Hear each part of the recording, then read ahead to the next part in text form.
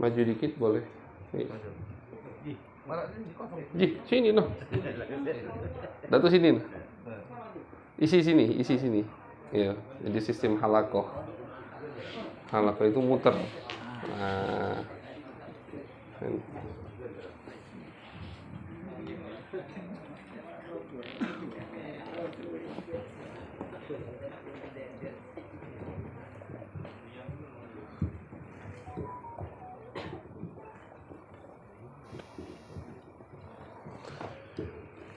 Bismillahirrahmanirrahim. Assalamualaikum warahmatullahi wabarakatuh.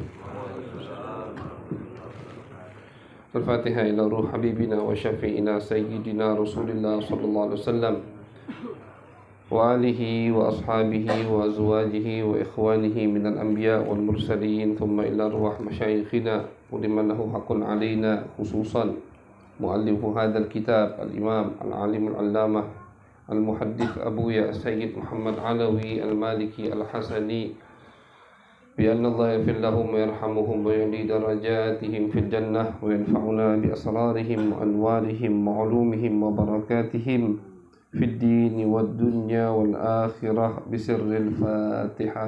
أعوذ بالله من الشيطان الرجيم. بسم الله الرحمن الرحيم. الحمد لله رب العالمين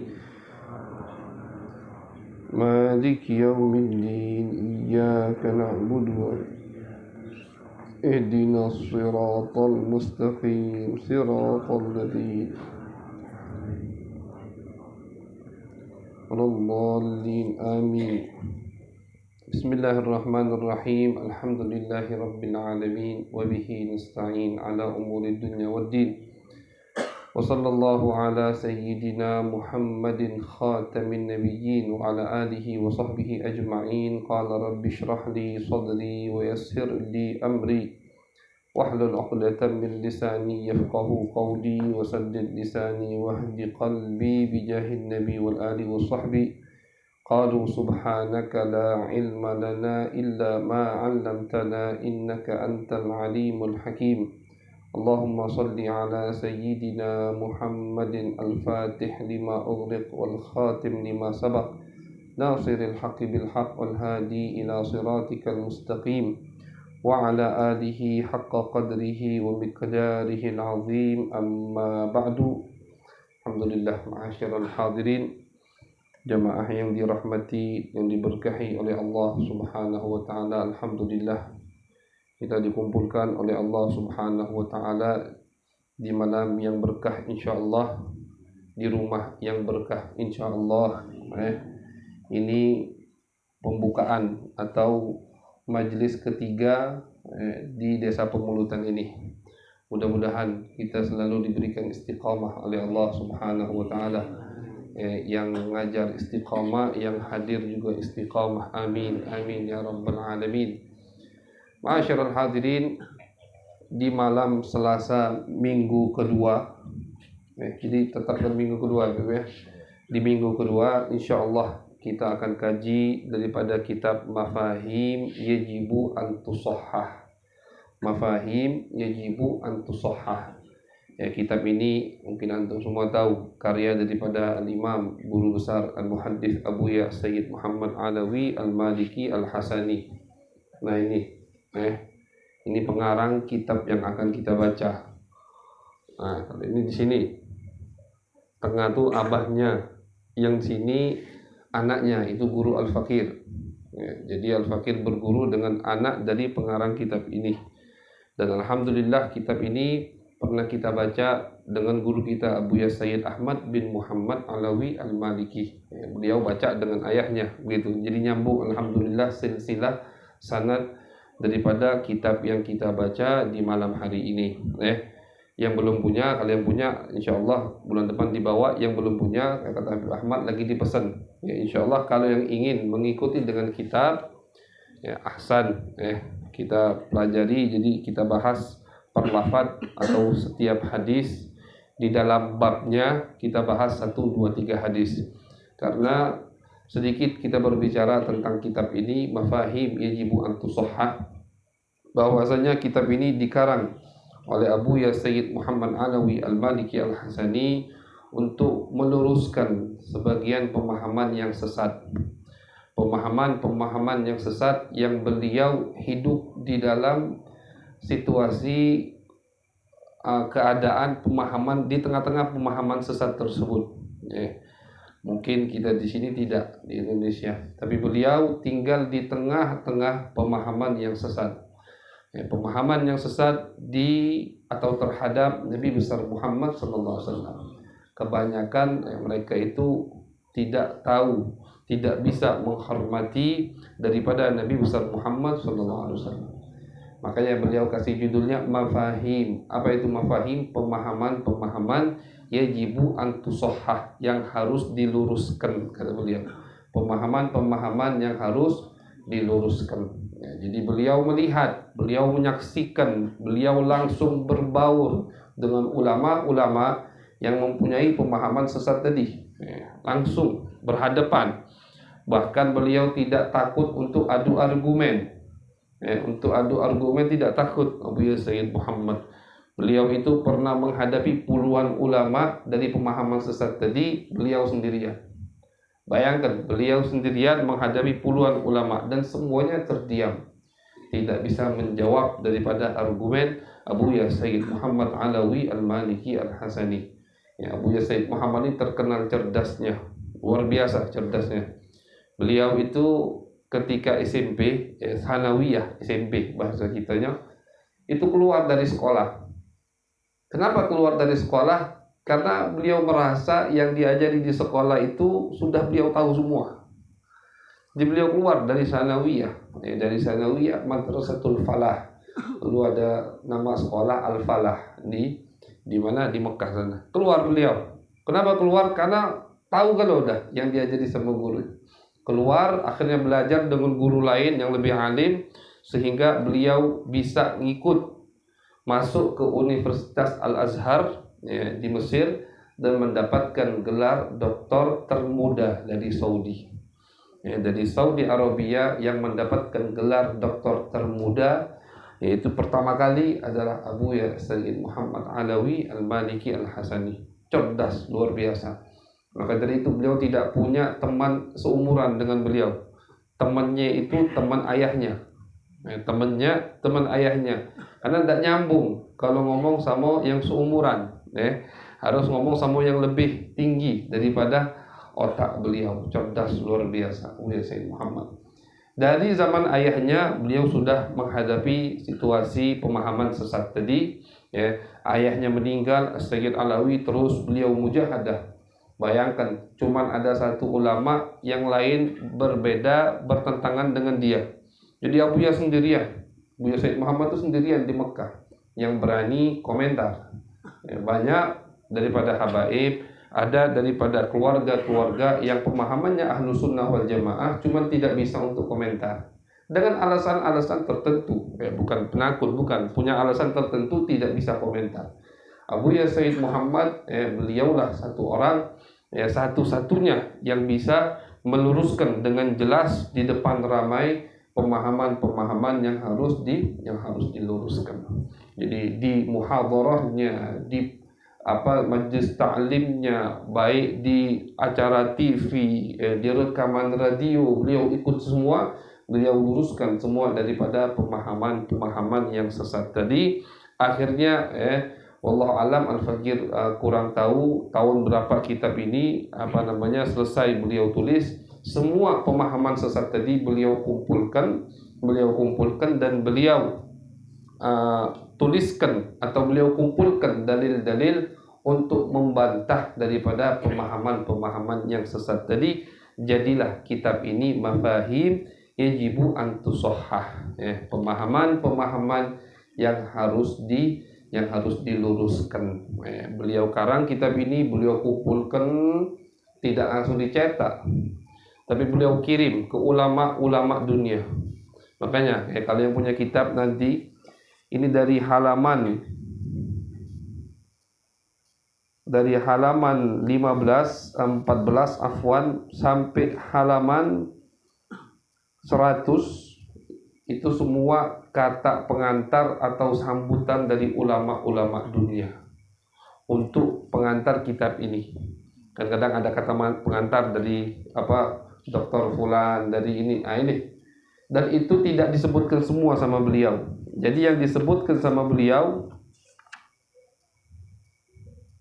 kurang lebih ya mungkin bisa 20 atau sampai 30 kata pengantar ulama memuji kitab ini. Jadi selesai beliau ngarang kitab ini, dikumpulkan sama beliau, tidak langsung dicetak. Beliau kirim, beliau sodorkan ke ulama-ulama dunia, ulama Mesir daripada guru-guru beliau, ulama Mekah guru beliau, ulama Maghrib Maroko, ulama Irak, dikirim semua sama beliau, ulama Syam. Dan semua ulama ya dibaca sama ulama yang dikirim tadi, semuanya memuji kitab Abuya ini. Bahkan ada beberapa ulama beliau minta maaf, kata beliau tidak bisa aku kirim. Ulama Yaman pun saat dikirim sama Abuya kitab ini ya untuk dikoreksi. Ini orang alim luar biasa tapi tidak pede, masih merasa masih takut kurang, akhirnya minta koreksi sama yang lain.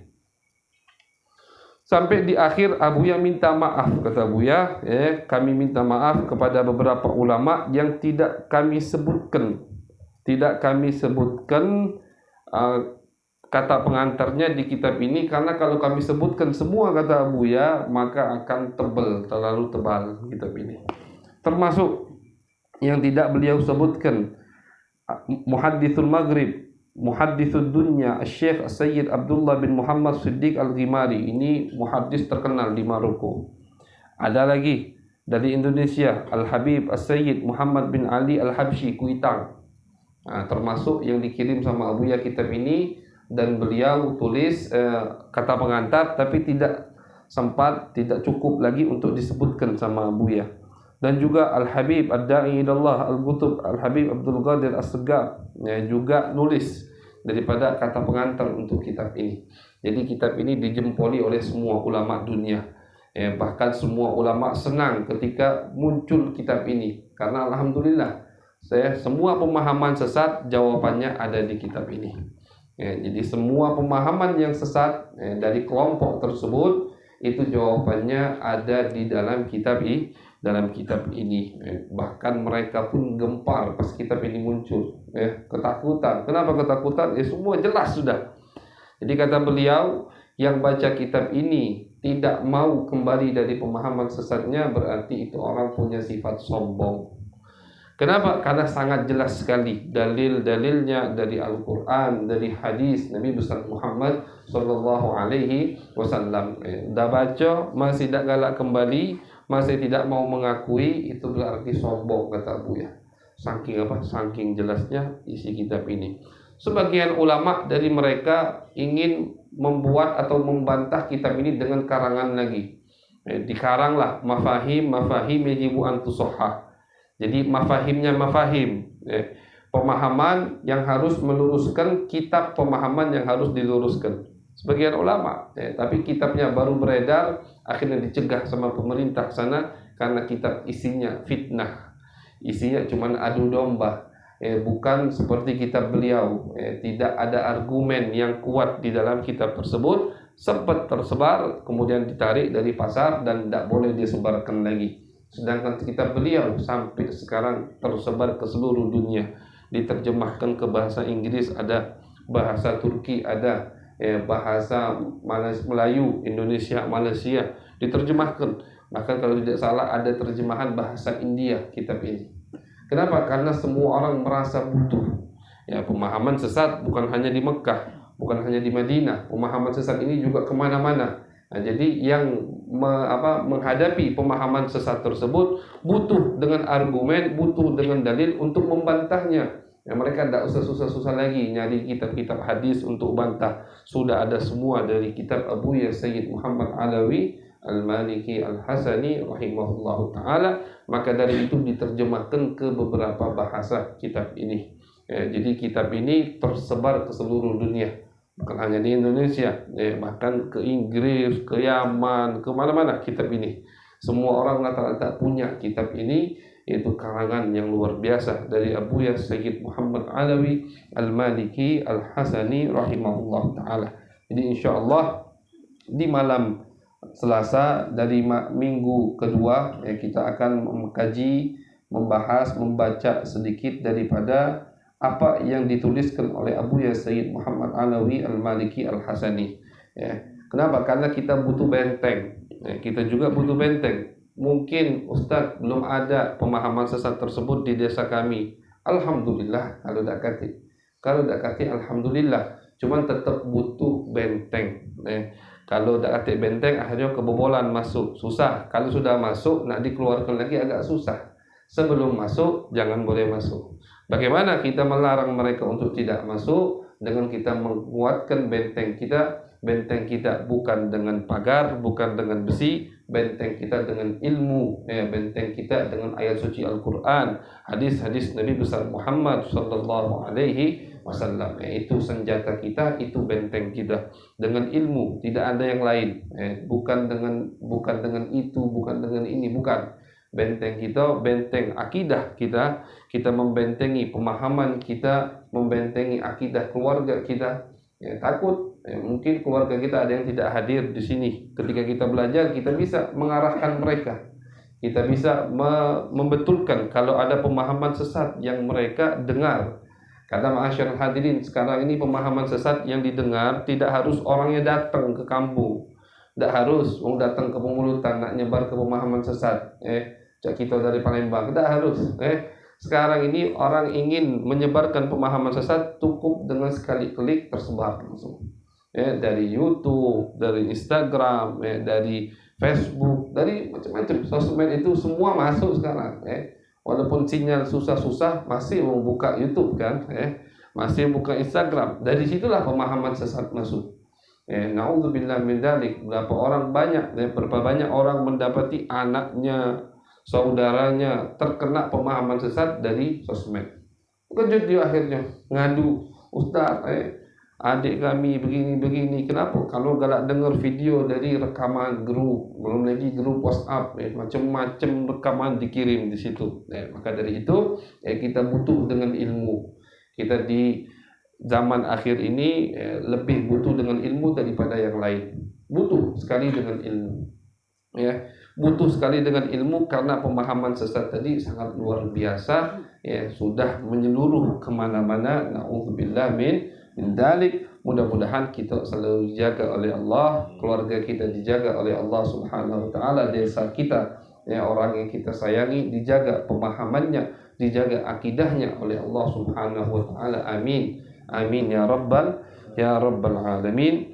Di sini ma'asyarul hadirin, beliau setelah kata pengantar dari Abuya, beliau mengucapkan hamdalah, mengucapkan salawat kepada Nabi besar Muhammad sallallahu alaihi wasallam, dan beliau menyebutkan kenapa alasan mengarang kitab ini, karena tadi yang kita ceritakan, beliau menghadapi langsung pemahaman sesat tersebut. Kebanyakan pemahaman sesat tersebut terhadap baginda Nabi besar Muhammad sallallahu alaihi wasallam, dan kemudian langsung insyaallah yang kita baca manhajul kitab. Manhajul kitab yaitu apa yang akan beliau bahas di kitab ini. Jadi setiap ulama yang ngarang kitab itu pasti di depannya nyebutkan apa yang akan aku bahas di kitab ini. Jadi kita yang mau baca pertama kali, sebelum baca dari awal sampai akhir sudah tahu gambaran yang akan kita baca. Tahu apa pembahasan yang akan disebutkan oleh pengarang, sehingga ada gambaran untuk kita sebelum kita baca. Qal rahimahullahu ta'ala, وقد جعلنا هذا الكتاب على 3 أبواب كالآتي. الباب الأول مباحث في العقيدة. Pembahasan pertama atau bab pertama, kata beliau, pembahasan tentang akidah. Pembahasan tentang akidah. Wa fiha, di dalam pembahasan tersebut akan ada bab-bab, termasuk bayanu fasadi maqayis takfir wa tadlil al-yawm. Kata beliau, bayan, aku akan menjelaskan fasad, rusaknya ukuran atau tolak ukur takfir, mengkafirkan dan mensesatkan di hari ini, kata beliau. Jadi pembahasan pertama ya, pembahasan yang juga sangat terkenal dari kelompok tersebut, gampang menyesatkan umat Nabi besar Muhammad sallallahu alaihi wasallam. Gampang menyesatkan umat Nabi, gampang mengkafirkan orang muslim. Itu sangat gampang mereka tuh. Dikit-dikit sesat. Berarti mereka yang dalam hidayat, begitu.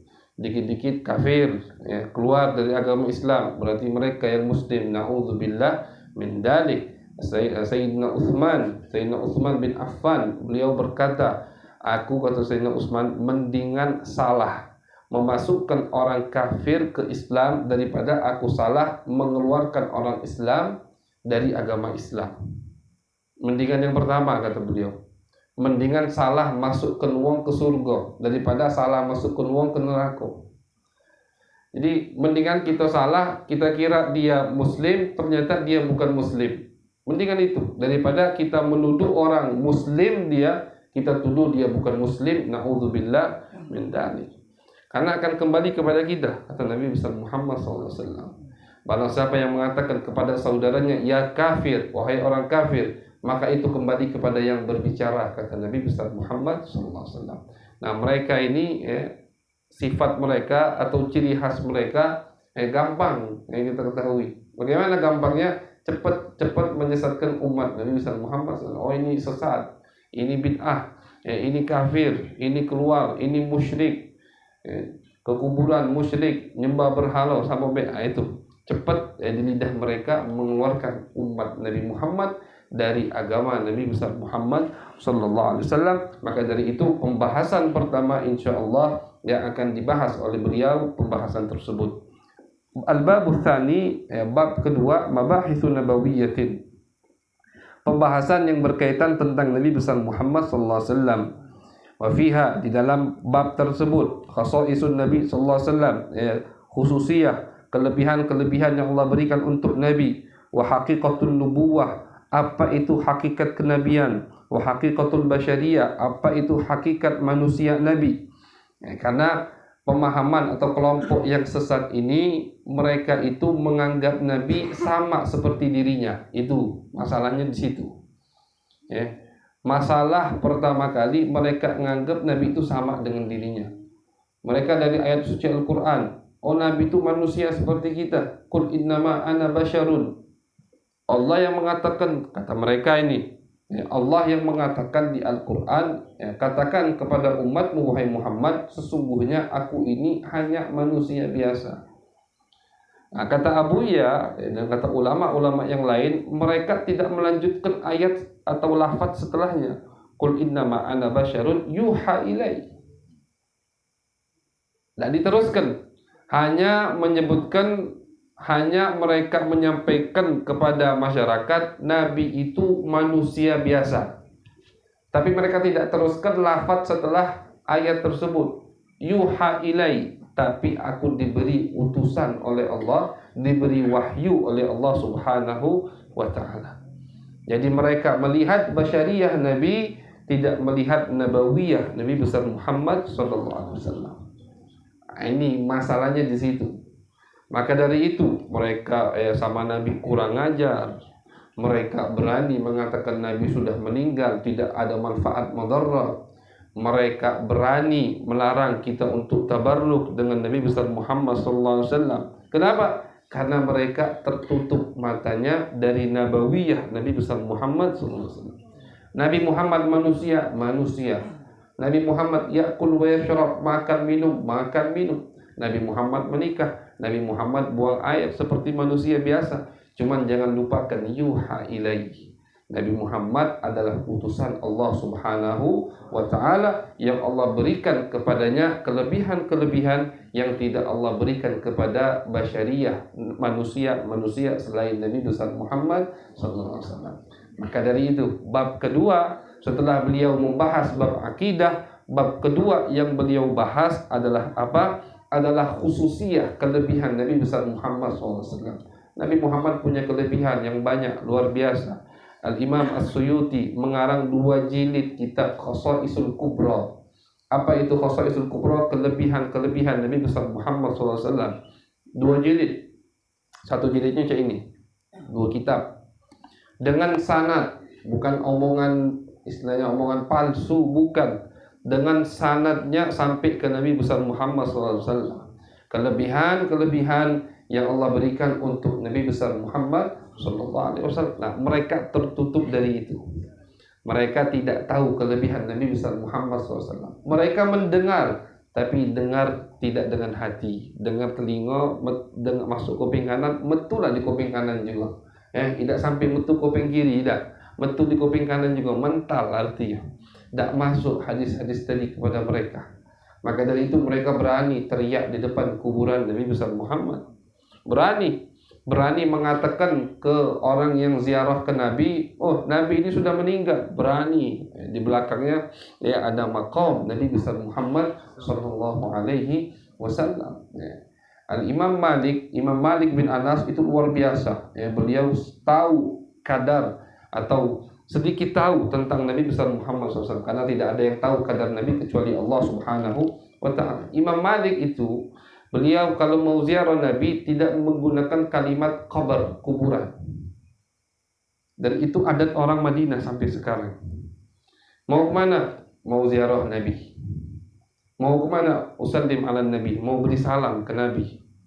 Mau kemana? Amurru ala Nabi. Mau lewat ke tempat Nabi besar Muhammad SAW. Kalimat kubur itu tidak ada. Kenapa kalimat kubur tidak ada? Karena kata Imam Malik, kalimat kuburan itu seakan-akan menunjukkan tempat yang seram. Mana itu? Kuburan itu biasanya seram, gelap. Kuburan itu kan biasanya. Jadi kata Imam Malik, tempat Nabi tempat yang paling aman. Kalau kuburan seram, tempat Nabi tempat yang paling aman, tempat yang paling itminan, tempat yang paling kita di situ merasa senang, merasa nyaman. Orang yang tidak merasa nyaman, idza lam natib fi thaybatin inda tayyibin bihi tabatid dunya fa aina natibu. Kata seorang penyair, idza lam natib fi thaybatin inda tayyibin. Kalau kita tidak merasa nyaman, tidak merasa senang, fi thaybatin, di Thayyibah. Thayyibah itu adalah nama dari Madinah, Nabi besar Muhammad SAW. Inda tayyibin, bersama rajulun thayyib, orang yang baik, yaitu Nabi besar Muhammad SAW.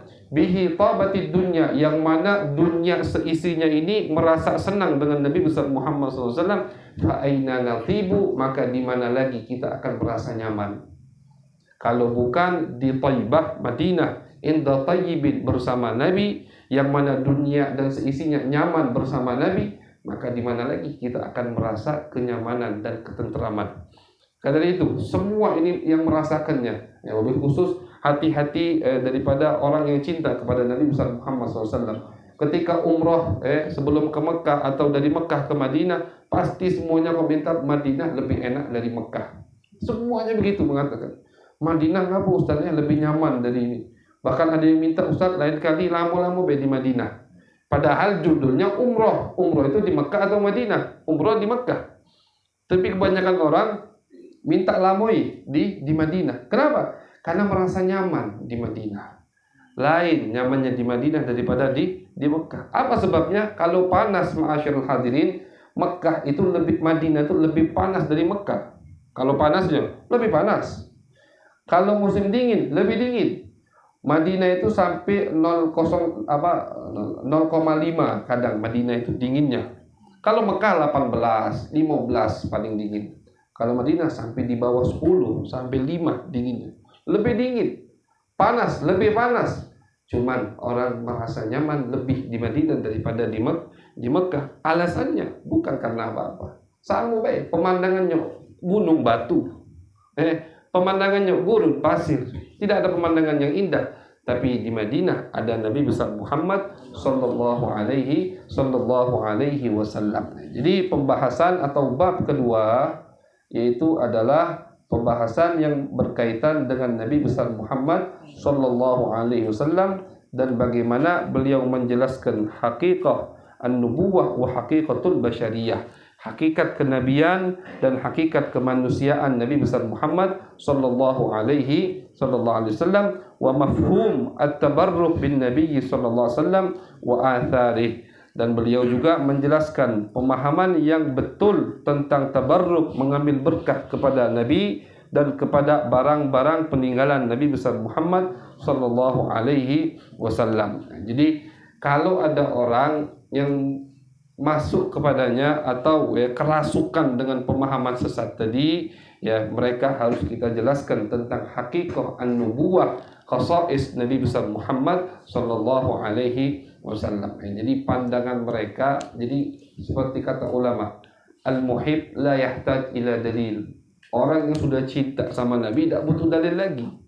Tapi siapa yang butuh dalil? Orang yang belum cinta sama Nabi besar Muhammad sallallahu alaihi wasallam. Kalau orang sudah cinta sama Nabi, mau Nabi ngomong gini, mau pokoknya muliakan Nabi nomor satu, itu tidak akan butuh dalil. Yang butuh dalil tadi pemahaman-pemahaman yang sudah masuk ke keluarga kita, ke kerabat kita, maka orang tadi butuh dengan dalil. Insyaallah di kitab inilah kita akan menemukan semua daripada jawaban-jawaban yang ada atau yang timbul daripada pemahaman sesat tadi. Al-babul tsalits, bab ketiga, beliau menjelaskan mabahits mukhtalifah, kata beliau. Pembahasan yang berbeda-beda. Jadi bab pertama tentang akidah. Karena dari pemahaman sesat tadi juga, kelompok yang sesat tadi, sengaja Al-Fakir tidak menyebutkan nama kelompok karena kita diajarkan oleh Abu Ya Sayyid Ahmad untuk tidak menyebutkan nama kelompok-kelompok sesat di dalam kajian kita. Kata Abu Ya, la tusammihim, jangan disebutkan namanya, kata Abu Ya. Insyaallah yang hadir paham. Kalau yang hadir tidak paham, japri baik istilahnya. Japri, Ustaz, apa dia? Siapa kelompok sesat yang Ustaz bahas tadi? Kalau yang tidak ngerti siapa kelompok itu, Ustaz jawab insyaallah. Tapi kalau untuk kita, apalagi ada streaming, ada live, ada rekaman, nanti diupload di YouTube. Jadi kita diajarkan itu manhajuna, metode kami yang kami dapatkan dari guru-guru kami. Mereka tidak pernah sama sekali menyebutkan nama kelompok sesat di ceramah mereka, di kajian-kajian mereka. Tidak menyebutkan, karena itu adat Nabi besar Muhammad SAW. Nabi kalau marah dengan kesalahan yang dilakukan oleh beberapa orang dari sahabat, Nabi tidak menyebutkan nama. Nabi tidak menyebutkan qabilah. Nabi tidak menyebutkan kelompok. Mabalu aqwam. Itu yang selalu disebutkan sama Nabi. Di dalam hadis-hadis. Mabalu aqwam. Kenapa kata Nabi ada orang yang suka begini? Gitu. Kenapa ada kelompok yang pemikirannya begini? Nah, itu yang selalu disebutkan oleh Nabi besar Muhammad sallallahu alaihi wasallam. Jadi menyebutkan nama kelompok saja mereka tidak sebutkan, apalagi mengkafirkan, apalagi menyesatkan. Kalau mengkafirkan tidak pernah sama sekali. Maka kita dilarang. Walaupun kata beliau lagi adu, apalagi ini bukan walaupun, apalagi kalau lagi adu argumen dengan mereka, jangan sampai mengkafirkan mereka. Karena manhajuna laisa takfir. Manhajnya kita orang bukan mengkafirkan umat Nabi besar Muhammad SAW. Sesesat apapun dia, semelenceng apapun pemahamannya, kami tidak mengkafirkan umat Nabi besar Muhammad SAW. Walaupun dia mengkafirkan kita, walaupun dia menyesatkan kita, walaupun dia membid'ahkan kita, kita tidak membid'ahkan, tidak menyesatkan, tidak mengkafirkan.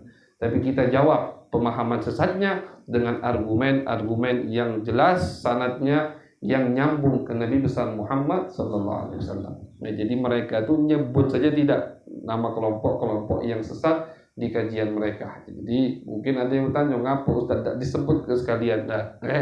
Karena memang itu bukan metode daripada yang kita dapati dari guru-guru kita.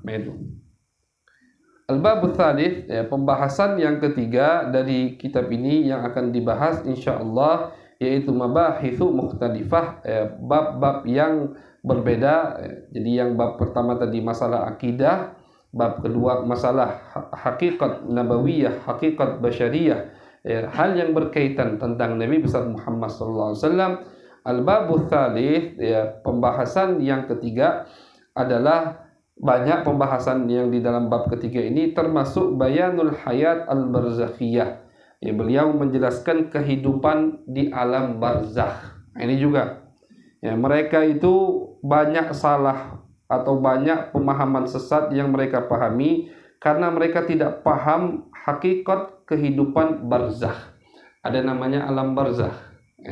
Alam barzakh itu, ma'asyiral hadirin, setelah dunia sebelum akhirat.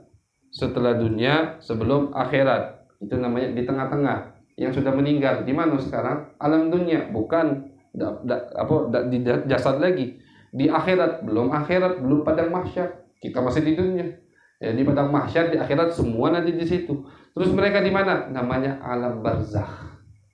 Alam barzakh ya, antara dunia dan akhirat. Di tengah-tengah ada namanya alam barzakh. Disitulah mereka ruh-ruh orang-orang mukmin, orang maksiat, orang kafir, semuanya di situ. Namanya alam barzakh. Levelnya beda-beda. Ya. Kalau orang yang dekat dengan Allah, apalagi seperti Nabi besar Muhammad SAW, beliau di alam barzakh, cuman beliau bebas mau kemana saja. Beliau bebas mau kemana saja. Itu Nabi besar Muhammad SAW. Jangankan Nabi, para awliya saja, orang yang dekat dengan Allah dikasih pilihan sama Allah. Ya, ketika selesai ditanya sama malaikat Munkar Nakir di alam kubur, selesai ditanya, lolos dari pertanyaannya, dikasih dua pilihan. Pilihan pertama, tidur dengan nyaman, nyenyak istilahnya. Pilihan kedua, keliling dunia, keliling alam semesta yang Allah ciptakan. Yang tidur. Cuma tidurnya itu jangan dikira, oh lamunnya nunggu Ustaz tidurnya, nunggu hari kiamat. Dah. Diriwayatkan tidurnya mereka itu seperti orang sholat 2 rakaat yang singkat. Tahu-tahu bangun sudah kiamat, sudah padang mahsyar. Jadi walaupun yang meninggal 4000 tahun yang lalu, mukmin dia ya selamat dari azab. Ini belum kita bahas yang diazab ya. Ini orang mukmin yang selamat dari pertanyaan Munkar Nakir. Ketika mereka tidur baru terkeliap istilahnya. Ya, baru terkeliap, tahu bangun sudah di padang mahsyar, sudah dibangkitkan mahsyar oleh Allah Subhanahu wa taala. Karena arti mahsyar itu hari pembangkitan. Sudah dibangkitkan oleh Allah Subhanahu wa taala. Itu yang milih tidur, istirahat. Ada yang milih tidak. Ada sebagian ulama, sebagian aulia milihnya apa? Keliling.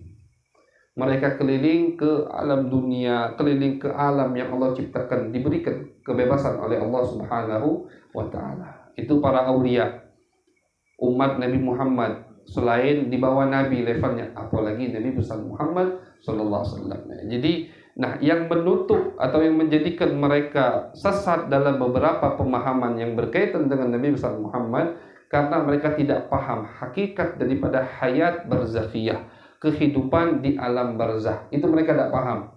Ya, maka dari itu mereka sesat. Ya, maka dari itu muncul pemikiran-pemikiran yang tidak pantas untuk Nabi besar Muhammad sallallahu alaihi wasallam. Di Al-Qur'an disebutkan, Allah mengatakan kepada Nabi, "Innaka mayyitun wa innahum mayyitun." Kau wahai Muhammad akan meninggal dan umatmu akan meninggal. Mayit, teriak-teriak, Nabi itu mayit, Nabi itu mayit. Nah, dikira dia mayit seperti dia kaget kalau jadi mayit. Beda mayitnya dia dengan mayit Nabi besar Muhammad SAW. Betul Nabi pindah dari alam dunia ini karena tidak ada orang yang kekal abadi. Tidak ada orang yang kekal abadi. Namanya manusia pasti datang kematian kepadanya. Tapi Nabi pindah, kata ulama, ini sekali lagi, jangankan Nabi, aulia saja. Para wali itu kalau meninggal seperti pedang yang dikeluarkan dari sarungnya. Para aulia, mereka ketika di alam dunia seperti pedang di dalam sarungnya, tidak bebas.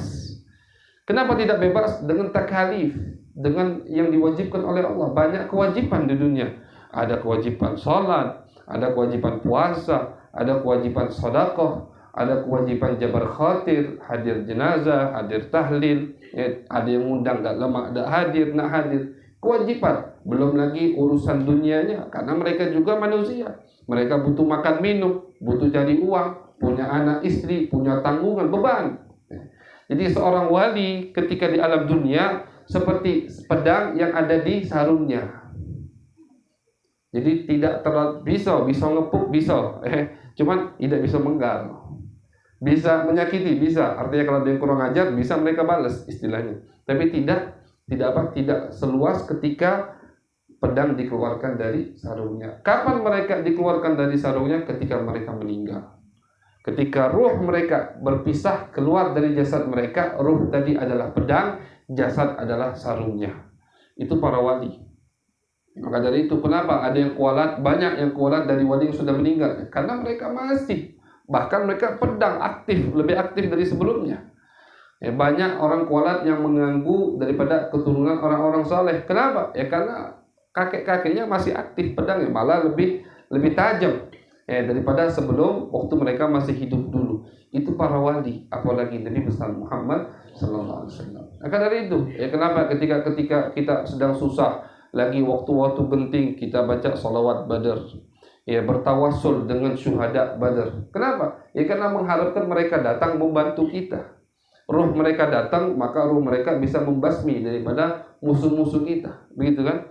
Apalagi kalau tawassulnya yang menghadirkan ruh Nabi besar Muhammad sallallahu alaihi wasallam. Nah, itulah yang mereka tidak pahami. Karena mereka tidak paham dengan betul hakikat daripada kehidupan alam barzakh, maka dari itu muncul dari mereka pemahaman-pemahaman sesat yang berkaitan dengan Nabi besar Muhammad sallallahu alaihi wasallam. Jadi kalau diluruskan, jadi misalkan, jadi titiknya itu sedikit sebenarnya untuk meluruskan mereka. Luruskan masalah Nabi itu manusia, tapi juga utusan Allah Subhanahu wa Ta'ala. Jelaskan kepada mereka Nabi meninggal hayat barzakh, tapi hayat mempunyai kehidupan yang lebih bebas daripada kehidupan di dunia ini. Nah, kalau pemikiran ini atau pemahaman ini sudah lurus di otak mereka, maka yang lain gampang akan diluruskan. Ini dulu, makanya disebutkan sama Abuya titik-titiknya. Istilahnya dari mana muncul masalahnya, di situ disebutkan permasalahannya oleh Abuya Sayyid Muhammad Alawi Al-Maliki Al-Hasani rahimahullah ta'ala. Kemudian di bab ketiga juga kata beliau, aku membahas wa masyru'iyyatu ziyarah an-nabawiyah, yang dimasyru'kan, disyariatkan ziarah kuburan Nabi besar atau ziarah Nabi besar Muhammad. Hatta Abuya tidak menyebut kuburan, langsung ziarah an-nabawiyah. Jadi kita biasakan dari sekarang ziarah Nabi, jangan pakai kalimat kuburan.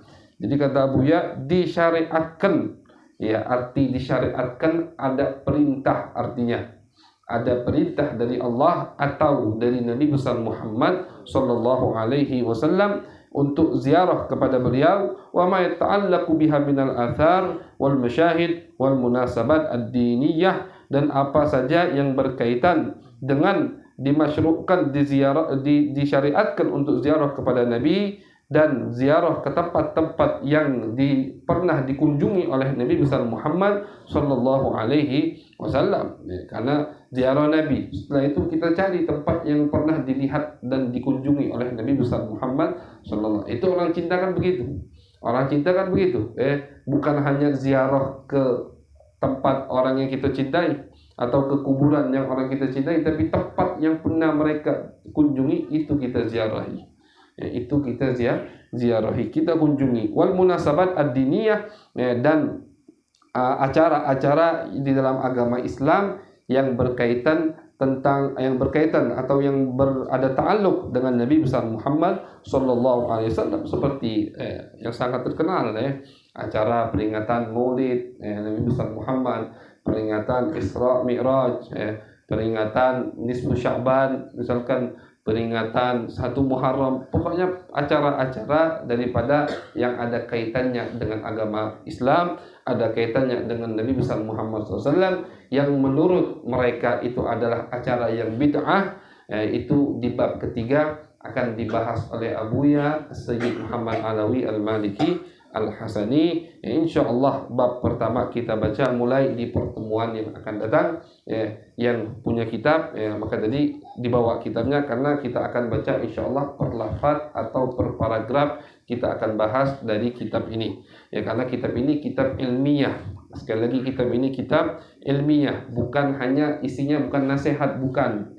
Isinya bukan nasihat, isinya argumen, isinya dalil. Jadi mungkin kalau yang ngantuk agak pening dikit tidak apa-apa, karena memang ini isinya argumen dalil, bukan nasihat, bukan marilah, bukan ayo, bukan.